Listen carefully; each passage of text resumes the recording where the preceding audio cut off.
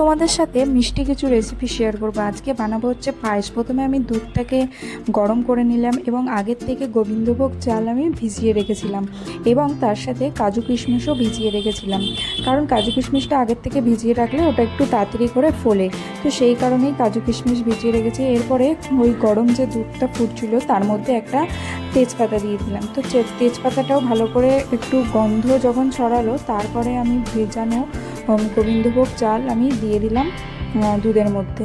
চালটা যখন দেখলাম সিদ্ধ হয়ে গেছে তখন আমি দিয়ে দিলাম চিনি, আর চিনি দেওয়ার পর আরেকটু ফুটিয়ে দিয়ে দিলাম হালকা নুন, যাতে স্বাদটা ঠিকঠাক থাকে। এরপরে একটা বাটিতে আমি তেল নিয়ে নিয়েছি, এখানে চাইলে তোমরা ঘিও দিতে পারো, কারণ ঘি আবার অনেকে খায় না, সেই কারণে আমি রিফাইন তেল দিয়ে দিয়েছি এবং তার সাথে কাজু কিশমিশগুলোকে আমি ভেজে নিয়েছিলাম। এরপরে আমি দিয়ে দিলাম সেই কিশমিশ আর কাজু যেগুলো ভাজা হয়েছিল সেগুলোকে পায়েসের মধ্যে। তো পায়েস আমার রেডি। ভিডিওটা কেমন লাগলো জানিও, আর নতুন হলে চ্যানেলটাকে প্লিজ সাবস্ক্রাইব করে দিও। টাটা, দেখা হচ্ছে নেক্সট ভিডিওতে।